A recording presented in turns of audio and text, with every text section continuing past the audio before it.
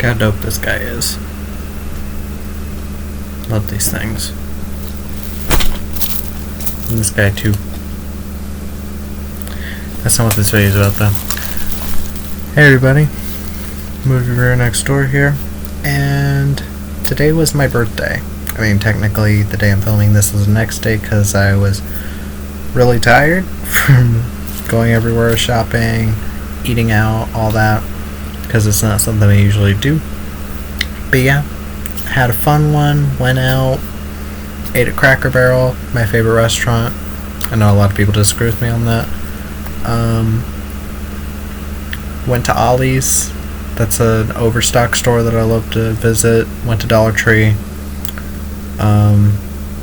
Went to a couple thrift shops and flea market, and yeah, this is going to be a big old video showing all that stuff. So let me just get on with it. Start off with, I didn't get a lot from Dollar Tree, but got a couple things. Greyhound Attack. I don't know what this is. Just the cover intrigued me, and the fact that not much is said on the back and it's only 80 minutes made me wonder. So yeah.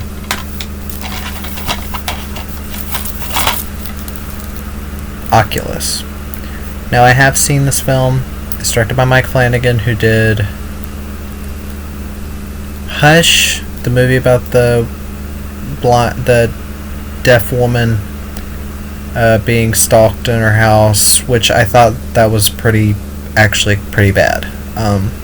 I think it's a very overrated horror film. I think it's very slow, even given it's like 82-minute runtime. I think Mike Flanagan is a bit overrated. I didn't mind Ouija 2, I don't think, but I have not been a big fan of a lot of his stuff. This film, I think it's alright, and I think the end is a bit of a missed opportunity. There's really creepy scenes in this. There's like certain really creepy scenes in this. Like the scene with the light bulb. If anybody has seen this, they know what I'm talking about. But yeah. Other than that, it's kind of just a meh horror movie. Sorry, I gotta pull that forward. Best of Me, Nicholas Sparks movie, and I'm not a big Nicholas Sparks person, but I've heard from people that this one's sad. This is the Tears of Joy edition, which apparently has a different ending. Maybe it has the original ending too, or the theater ending, but I guess we'll see. And Quiz. This is a mini-series, I think, or two-part, like, big TV movie from Britain about Charles and Diana Ingram, who cheated on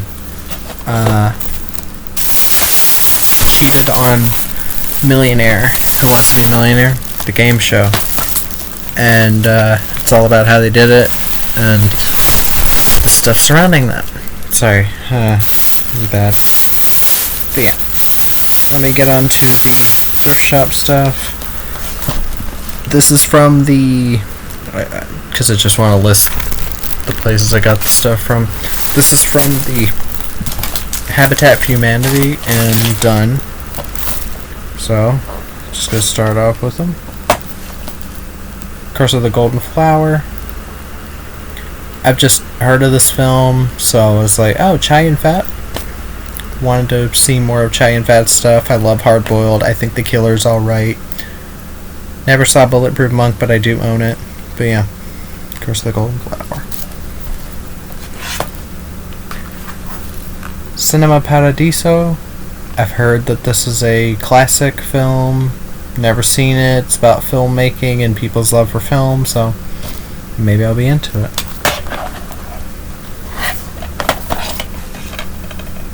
I Spy. I've heard from many people that this is an underrated action comedy, and I like the cast. I like Famke Janssen, Eddie Murphy, and Owen Wilson, so why not give it a try?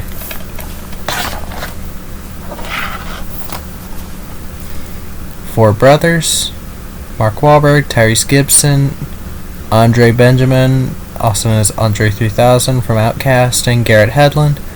It's a John Singleton movie I've still not seen. I'm looking forward to it because it's a revenge movie, and I love revenge movies. So yeah. The Warrior's Way.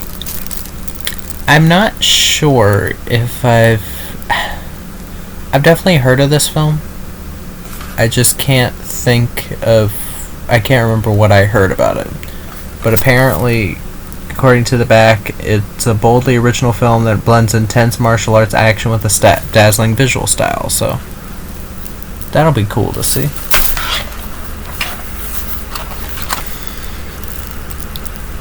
Two pack of Burt Reynolds movies, Semi-Tough and Gator. I did not know Gator was a sequel.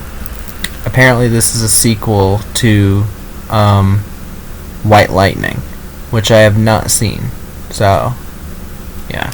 And I do not know him. So, I don't mind Burt Reynolds movies. Of the couple I've seen, there was Malone, which I thought was quite fun and actually really enjoyable. It didn't seem like ego whatever. It was just a fun action movie. And Stick, I don't remember being too bad. But yeah, gonna check these out sometime. And that's it for the Dunn Habitat, which, if anyone is in North Carolina, yeah, go to that Dunn Habitat. Nice place, small. They're very friendly. Yep. Now, this stuff is from a thrift shop called Saks Thrift Avenue. Get it? Saks Fifth Avenue, Saks, whatever. I laughed my ass off when my mom said it. She was just like, yeah, you want to go to Saks Fifth Avenue? She literally started laughing as she was saying it. So yeah, found some cool things there. I will say, if I can say one thing about that thrift shop, I do like it. I found some pretty cool movies there. But if I can say anything constructive, because I don't want to just be like, oh, go to these places, I want to give people actual information. Their prices aren't that low, and if they want to keep their prices that way, I think they should clean it a bit. Not that it's dirty. Their items in the in their aisles, or not really aisles. It's got big parts of the store. In the back, there's a bunch of clothes and stuff. I think if they put the movies there, especially the VHS tapes, where there's not enough room on the shelves for them, they should put them back there, because you'd have plenty of room. You could just have a shelf back there with all the DVDs out, because there is a shelf, but a lot of the DVDs are kind of just haphazardly stacked over there, and I kept having to take down stacks. So if there's anything I can say, I will say that I didn't mind the thrift shop. I think it's a nice one. The people that work there are nice. But yeah, go ahead with this. Daybreak, starring Taye Diggs. This was a show that was on, I think, Fox, and it didn't get fully released on TV. It the first 6 episodes were aired, and in Taye Diggs' words, it just didn't have a big enough viewership for them to keep showing it. So yeah, the show just never got finished, and that does suck. I've never seen it, but the rest of the 7 episodes were apparent. I think it was ABC. I think on ABC.com you could watch the rest of the episodes, which I've never heard of that before. With Ghost Whisperer, The Other Side, that web series that was a tie-in to Ghost Whisperer, I understood for that, because those were 3-minute episodes usually. But yeah, and it's really hard to find them now, which I'm still curious to see them. But yeah, Daybreak.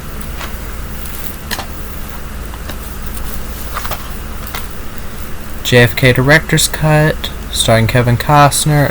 This movie has a fantastic cast. Kevin Costner, Kevin Bacon, Tommy Lee Jones, Laurie Metcalf, Gary Oldman, Michael Rooker, and Sissy Spacek. Like, damn. Like, this film, if no one knows it, directed by Oliver Stone, it's about the whole conspiracy of JFK was killed by more than one person, which I know a lot of people are like, oh, conspiracy theorists are stupid. I'm going to be honest, I think that conspiracy holds a lot of weight. Hearing about, like, the possibility that Woody Harrelson's father had something to do with it, I mean, it's fucking weird, but yeah, I very much believe that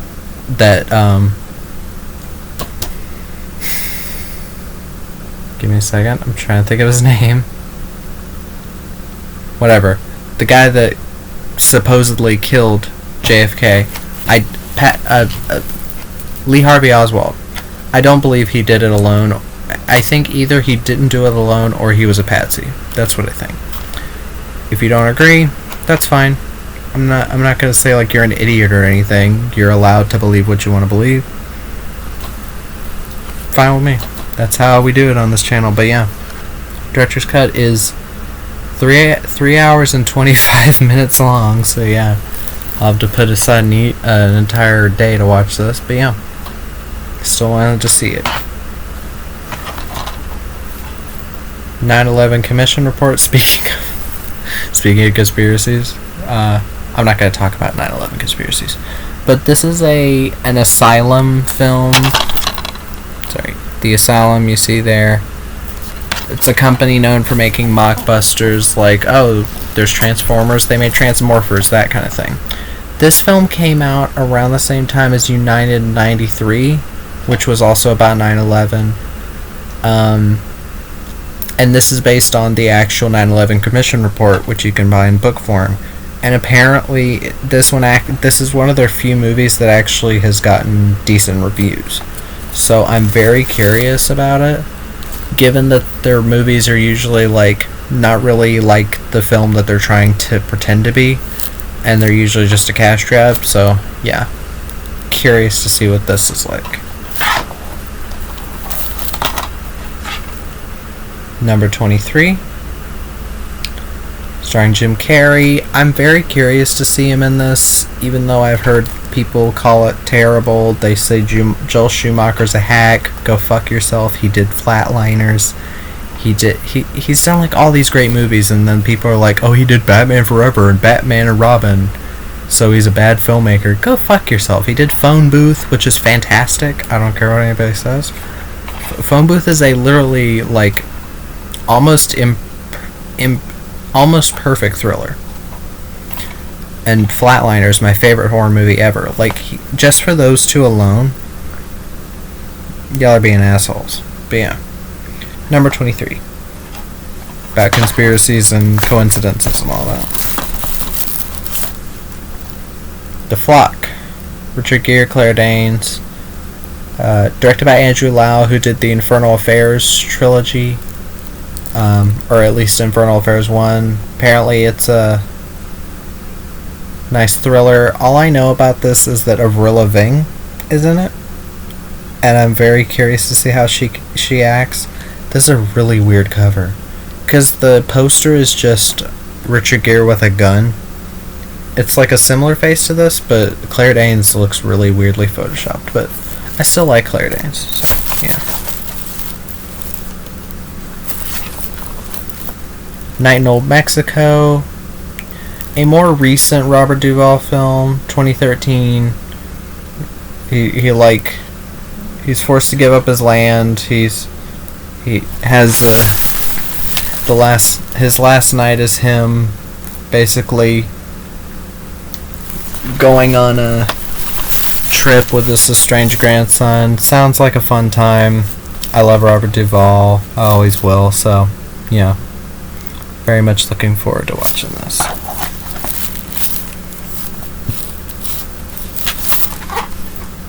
Double Identity, Val Kilmer, and Isabella Miko. I know a lot of people may not know about Isabella Miko. It says here Clash of the Titans. I know her from Hunters. I saw the first episode of that show, Hunters, and I thought she was fantastic, and like, I think it was the first scene of the first episode. It's a very tense way to start the fucking show. It was about like people that are like hunting Nazis that have like stayed in America for all this time, and I want to go back and watch that show and like do a big old review on it. But yeah, I liked her, so I'd like to see her in a bigger role like this. I know this is made by Millennium Films, which I have another Millennium film in the next haul, but yeah.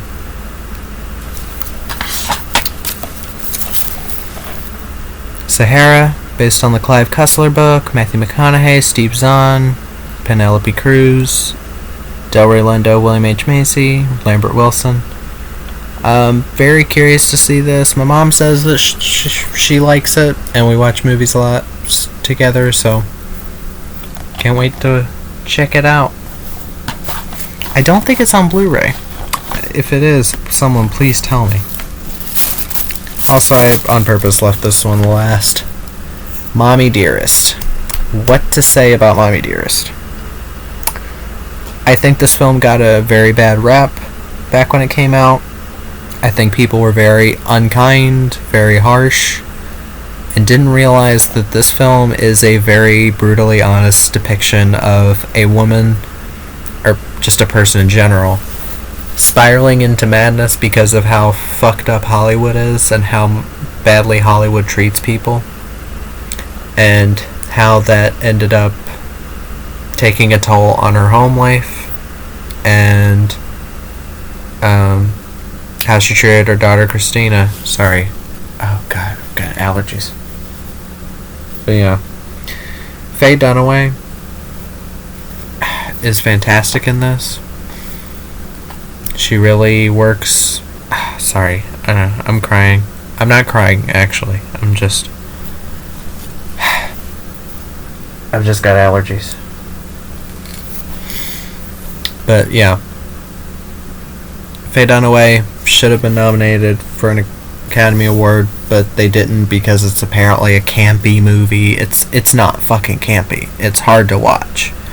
It is very hard to watch as someone who knows people who have gone through similar experiences. Faye Dunaway apparently is still to this day haunted by the spirit of Joan Crawford, and if what happened in this movie is what happened in real life,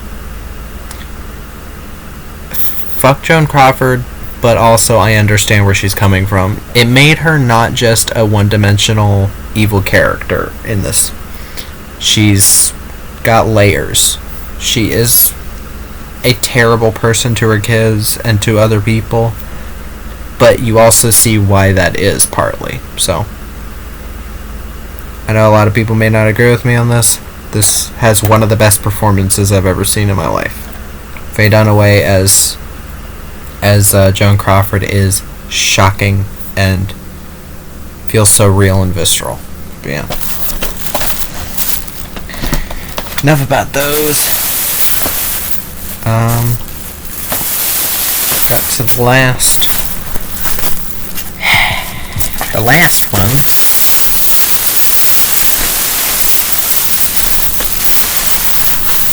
Okay. These are from a flea market. If you look up Dunn NC Flea Market, it'll probably be the first thing that pops up. I'll look it up and put the name in the description. But yeah, got a few movies there too. I also got a vinyl. I got Rose Garden, the album Rose Garden by fuck, I can't think of her name. Whatever. Jet Li 2-pack, The One, and Legend of the Red Dragon. I've never seen either of these. I know a lot of people. The One is kind of like a cult classic now, and I'm very curious to see it. Looks like fun. But yeah, both these films are quite short. The One is 87 minutes, and Legend of the Red Dragon's only 83 minutes. Like, that's really short. Yeah.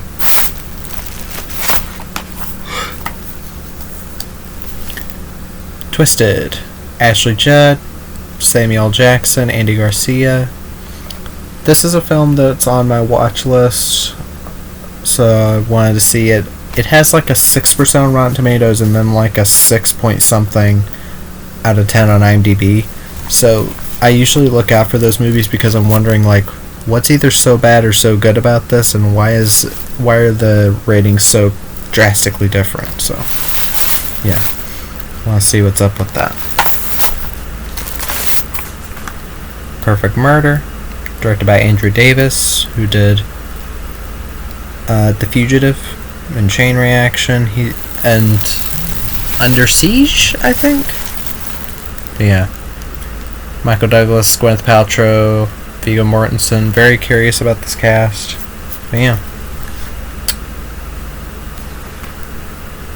Heard good things about this. Attrition, Steven Seagal. 2 lives, 1 game. Now, I know people who are like who know about this whole thing with Steven Seagal and him just doing all of these roles and barely being in the films. Apparently, this is one of those where he's actually the star and he's in it the entire thing. And I'm actually curious because this seems to be trying to be more of an Asian martial arts film. So I'm thinking that this will be like better made or have better action at least, which is cool. Because there was that one film he did, Belly of the Beast, that I don't mind. Like, it's ridiculous, like the wire work shit that he does in that, and just like pushing people across the hall, but the action in that film is actually very well done. Other than like Steven Seagal being lazy in that film, it's a fun watch, Belly of the Beast. So actually kind of looking forward to this. It's only 85 minutes, so can't be that painful. This is a 4-pack with some movies that I've been interested in. Quicksand, Ticker, Fall Time, Beyond the Law. Now, if anyone knows about the whole, like, Albert Pyun, the director of Ticker, he also directed Cyborg with Jean-Claude Van Damme, Doll Man. He directed Nemesis 1, 2, 3, and 4. He's talked about how he has a Ticker, like, director's cut.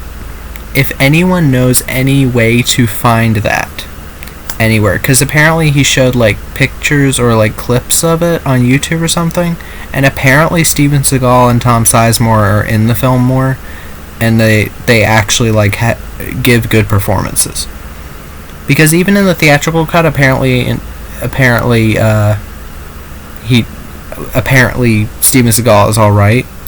But yeah, I'm very curious. But yeah, also Beyond the Law, there, I've heard is an underrated Charlie Sheen movie. So yeah. Excuse my allergies. The Order, Heath Ledger.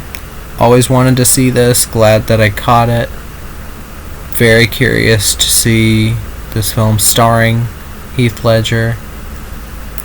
This is also this also has deleted scenes, unrated cut deleted scenes. Peter Weller's in it. Also directed by Brian Helgeland, who directed Legend. He's written other movies. I just can't think of what they are right now. Oh, he did shit. I can't think of the name of it, but he did a Mel Gibson movie. I can't think of the name, but yeah, very curious about this.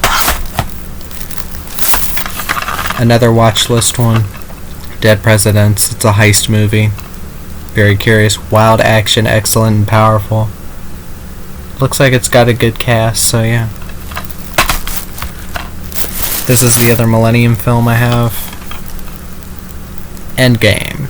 Cuba Gooding Jr., James Woods, Angie Harmon, Burt Reynolds, Ann Archer, like Peter Green, like pretty stellar cast for a lower budget film trying to appealed to a higher budget crowd. This apparently actually went to theaters. This was one of the first Millennium films to go to theaters, I think. It's 2006, and it's apparently about a guy who feel that there's a conspiracy. White House, Cuba Gooding Jr. is a Secret Service agent who failed to protect the president, so he's got to overcome his fears and all that. So yeah, very curious to see this. It might only be okay, who knows. Still want to check it out. This, I mean, it was $1.25, so all of these here were $1.25. So, Unsane, Claire Foy. It's a Steven Soderbergh film. Apparently, the big thing that everyone knows about is not the quality of the film, but it's filmed on an iPhone 5 or something. So that makes it a good movie. Like, if you can get cool lighting on an iPhone 5 or whatever, shooting this, or do cool shots, that would be nice. But yeah, the main advantage would be to get it into tighter spaces, to get cooler, more different shots. But yeah, I mean, I'll still watch this. It's only an hour and 39 minutes, so that's fine. Crazy Heart, Jeff Bridges, Maggie Gyllenhaal. Love this movie, directed by Scott Cooper, who did Black Mass, Out of the Furnace. Yeah. Jeff Bridges actually does a good job singing in the film, and he's of course obviously a great actor. People have bitched about the fact that him and Maggie Gyllenhaal have a love thing in the movie. I think it was actually pretty sweet. I don't understand what people had issues with. It's not like Jeff Bridges is Steven Seagal rubbing down a younger woman or anything. It's a very sweet movie. Now, I already had it on DVD, but whatever. It was $1.25 Blu-ray, so Bad Boys, What You Gonna Do? Martin Lawrence and Will Smith. Also, Téa Leoni, which, hot. But yeah, really looking forward to watching this someday. I keep putting it off or keep forgetting, but yeah, maybe I'll watch Bad Boys 1, 2, and 3 in a row after I'm gonna do Max Payne, maybe tomorrow. We'll see. But yeah, Bad Boys.